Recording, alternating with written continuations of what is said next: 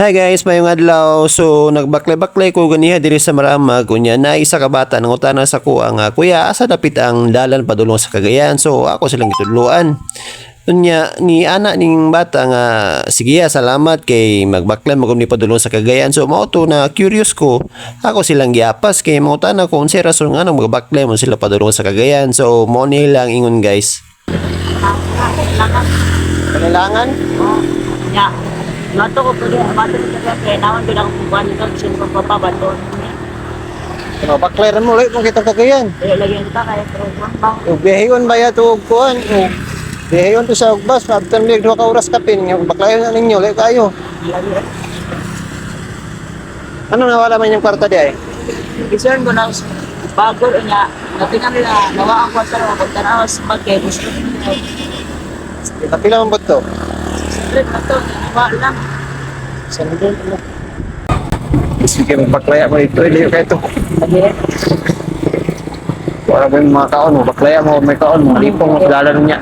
Nya mao to nagtry na lang ko kuan pamarag mga sakyanan kay basin pwede mi makapang-hitch nya taud-taud na mga 30 minutes na wala mo gimuhunong. So naka-decide na lang ko nga ako na lang silang ubanon dito sa bus terminal kay basin pwede mi makangyo dito bus bini na mo mahangyo ang mga driver o ang conductor nga i-free na lang sila padulong dito sa Cagayan. Nya nag-post na lang po ko sa Facebook kay basin niya na makatabang sila na mo biyahe padulong Cagayan gikan diri makalibre sila og sakay. So dako kay tong pasalamat kay napansin sa to ang idol nga vlogger na pulis kauban siyang asawa ila po ding gi-aksyonan ni Ritso. Shout out sa mga idol, oh. Sir Jarrell Mine, ang asawa. Pwede na mo makasakay o baklayo mo yung ikat sa Baklayer man daw. baklayra. Kita. Kabangan daw makasakay mo grungal ha. Kaya ba? Sama mo mga mga baboy. Ikaw ka, balik mo. Pero karo baboy.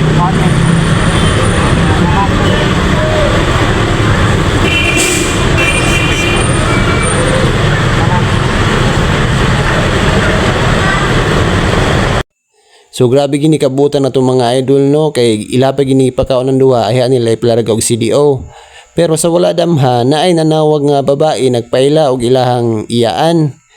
Di ay kaning duha nilakaw sa ilahang balay nga wala na nanghid. Grabe ang kabalaka sa iyang inahan og iyahang iyaan kay asa na daw sila nga nung nawala sila kalit wala sila na nanghid. So mao to gi-hold ni sir ning duha kay para ma-pick up ni silahang ginikanan kay taon balaka na pud kay ang amahan og ginahanan ning bata ug ang igsuon aning kuan lalaki nga yang kauban. So pagkataod-taod nakuha ra sila sa ilahang kuan ginikanan og nakauli na sila nga safe sa ilahang balay. Daghan gid kayong salamat sa atong mga pinakabuutan ug pinakapugi ug gwapa nga mga pulis diri sa Maramag Bukidnon.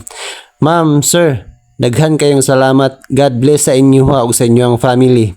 Guys, please support Jarrell Mine Vlog.